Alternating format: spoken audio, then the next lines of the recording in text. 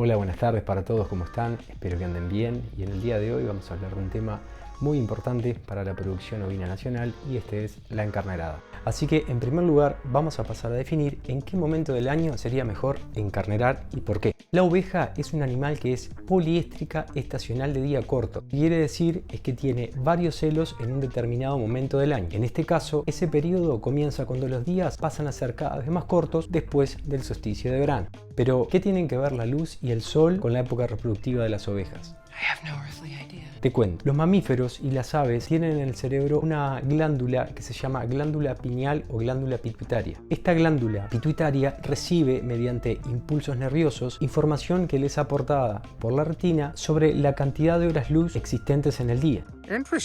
Si por ejemplo las horas luz van en descenso, la glándula pineal secretará más melatonina y si por el contrario van en aumento, secretará menos melatonina. En los ovinos, cuando se secreta mayor cantidad de esta hormona, se fomenta el reinicio de la actividad ovárica y por ende el comienzo de la época reproductiva. Pero por el contrario, en otras especies, como por ejemplo en el equino, este aumento en la producción de melatonina lo que va a causar es que el animal, la yegua en particular, entre como en un anestro reproductivo. ¿A qué se debe todo esto de la melatonina? La respuesta está en que si tenemos en cuenta el tiempo de gestación para la oveja, que ronda entre los 145 y 150 días, aproximadamente 5 meses, y si como dijimos previamente los ovinos retoman su ciclo reproductivo cuando los días comienzan a ser más cortos, más o menos a partir de febrero o marzo, vemos que las ovejas van a estar pariendo a fines del invierno, comienzos de la primavera, momento en el cual las condiciones climáticas son sumamente favorables para las crías, para los corderos y a su vez hay disponibilidad de pasto, de alimento para la madre, que tiene que recuperarse de la gestación y a su vez tiene que alimentarse para alimentar al cordero. Por lo que acá ya vemos uno de los aspectos fundamentales que hay que tener en cuenta a la hora de elegir la época de encarnerada y es que al momento de la aparición dispongamos de un buen clima favorable para los corderos y a su vez que haya disponibilidad de forraje, de pasto, de alimento para las ovejas. Ahora bien, el otro aspecto fundamental a tener en cuenta al momento de fijar el momento de la encarnerada es la estacionalidad reproductiva. Tenemos que mencionar de que esta estacionalidad reproductiva es más marcada en algunas especies que en otras y esto se debe simplemente a que la estacionalidad va a ser más marcada en aquellas especies cuyo origen está más distante del Ecuador. Por ejemplo, en la raza merino el comienzo de la época reproductiva es en septiembre-octubre y finaliza aproximadamente en junio-julio. En Corriedale y Hampshire, por su parte, va de diciembre a enero y finaliza en junio-julio. Mientras que en razas como Ile-de-France, Romney Marsh y Texel, la época reproductiva es algo más acotada, abarcando los meses de enero, febrero y marzo y finalizando en junio o julio. Cabe mencionar que la prolificidad es mayor en la mitad de la época reproductiva. Aquel productor que quiera aumentar el número de corderos destetados debería tenerlo en cuenta. Así que, a modo de resumen, para definir la época de encarnerada deberíamos tener en cuenta la estacionalidad reproductiva, que como dijimos varía con la raza, las condiciones climáticas al momento del parto, la disponibilidad de alimento al momento del parto también, y algo que no dijimos pero que es importante es la venta de corderos. Sería bueno que si yo tengo corderos para vender, esto coincida con la demanda del mercado, pero esto es tema para otro video. Por lo que, de acuerdo a estas características, se puede clasificar a la encarnerada como temprana, media o tardía. Ahora vamos a hablar de la duración. ¿Cuánto tiempo debería durar la encarnerada? En un principio, la idea sería preñar a la mayor cantidad de ovejas ofrecidas en el menor tiempo posible. Esto siempre y cuando la intención del productor sea tener los partos lo más concentrado posible. Pero esto siempre va a depender de los objetivos, del interés del productor. El ciclo estral de la oveja dura aproximadamente entre 15 y 19 días, con un promedio de 17 días. Así que si queremos darle por lo menos 2 intentos a cada oveja o al carnero, la encarnerada debería durar aproximadamente unos 38 días. Para aquellos productores, como dijimos, que quieran concentrar la aparición, no sería aconsejable extender mucho más este tiempo, dado que esto nos va a traer en la aparición que vamos a tener mucho más tiempo, las ovejas preñadas, pariendo, esto nos demanda trabajo de cuidar a los corderos y no sería lo aconsejable. Pero como dijimos anteriormente, esto depende de los objetivos que tenga el productor. Quizá no le conviene o no desea tener todos los corderos concentrados, quizá quiere sacar su producción que sea un poco más escalonada, en fin, esto va a gusto del productor.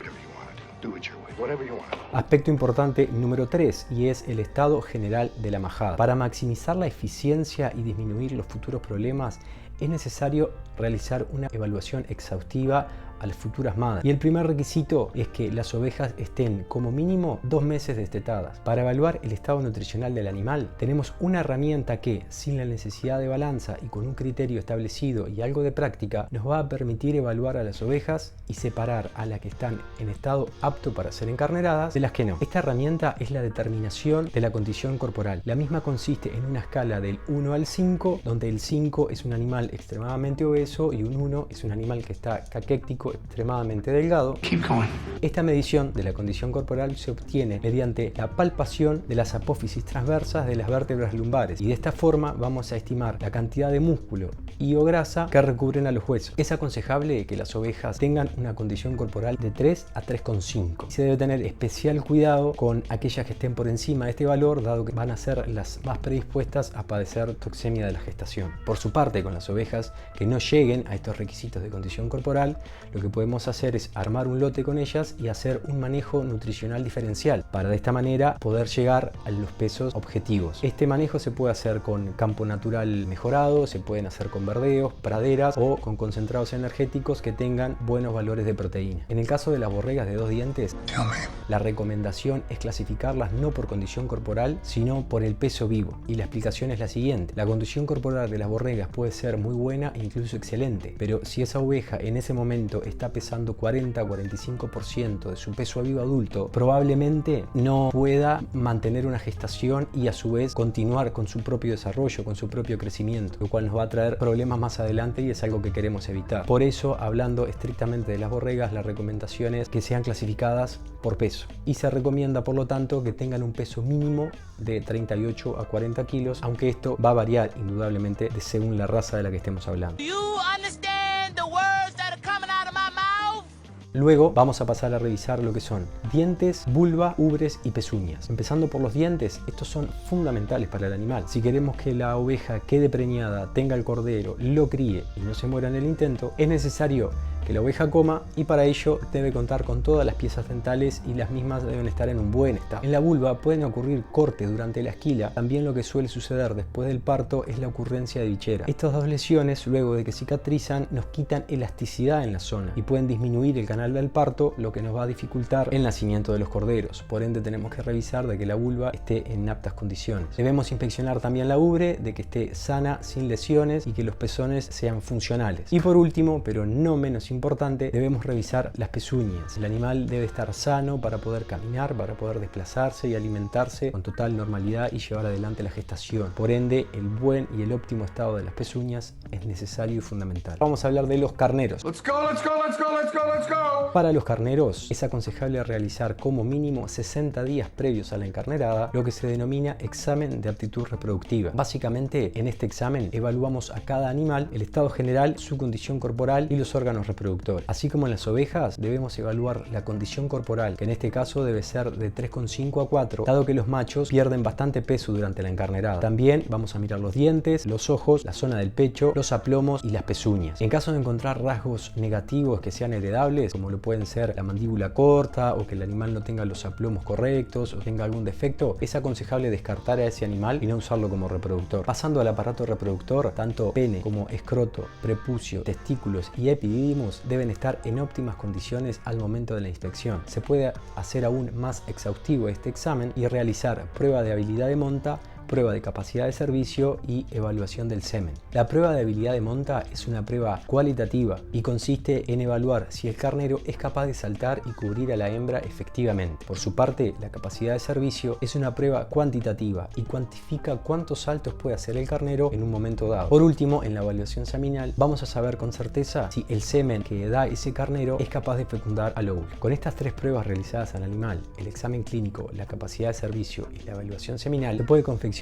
un ranking de animales. En este ranking, los primeros van a ser aquellos que tienen un muy buen estado clínico, que tuvieron un muy buen desempeño o que tuvieron la mayor cantidad de saltos en el momento dado, y aquellos que tienen una calidad seminal muy buena, excelente. Y de ahí hacia abajo vamos a ir clasificando en aquellos que no son tan buenos, pero que van a cumplir con su función. Es aconsejable repetir el examen de aptitud reproductiva durante la encarnerada y ni bien termina la misma. Ahora bien, ¿cuántos carneros vamos a usar? I don't know. You tell me. La recomendación es usar de un 2 a 3% del total de las ovejas, aunque algunas otras personas dicen que perfectamente se puede usar de un 1,5 a 2%. Idealmente es aconsejable no usar nunca menos de 2 carneros. ¿Por qué? Porque si usa un carnero solo, y en especial en aquellos casos donde no se realizó el examen de aptitud reproductiva, en el caso de que este animal no esté apto o tenga alguna deficiencia o suceda algo, voy a comprometer toda la encarnerada con ese animal. No, God, please, no, no, no. Por lo tanto, si es posible, se deberían confeccionar los lotes o la majada de tal forma de que pueda usar siempre 2 carneros. Ahora bien, ¿qué podría pasar si uso menos de un 1% de los carneros o uso más de un 2, 3, 4, hasta 5%? Y no va a ser beneficioso, porque en el caso que esté usando menos carneros de los que necesito, probablemente él o los carneros no van a llegar a cubrir a todas las hembras que muestren celo en ese día. Y voy a perder una oportunidad de preñar esa oveja. En el otro extremo, si uso más animales, en vez de trabajar, estos animales lo que van a hacer, van a competir por las ovejas, van a competir por el territorio y por jerarquía. Y en vez de estar haciendo su trabajo, van a estar peleando entre ellos. Hablando del apartado sanidad, se recomienda que los animales tengan vacunas contra clostridios y carbunco, estén libres de ectoparásitos, tanto piojo como de sarna, y libre de enfermedades reproductivas y enfermedades podales. También es recomendable aplicar una dosificación contra los parásitos gastrointestinales. Los más comunes van a ser Fasciola o Saguaype y Haemoncus o el gusano del cuajo. Y de esta manera llegamos al final del video. Espero que lo hayan disfrutado, tanto como yo. Les recomiendo siempre de que este video es meramente informativo y de que nunca sustituye el correcto asesoramiento por parte de un técnico. Acá abajo les voy a dejar 2 enlaces de 2 instituciones del país, de las cuales pueden sacar bastante más información si quieren profundizar o ver algún otro tema. Y si quieren que haga algún otro video respecto a la producción agropecuaria nacional, me lo hacen saber en los comentarios y vemos qué podemos hacer. Por el momento es todo, muchas gracias, que tengan buena semana.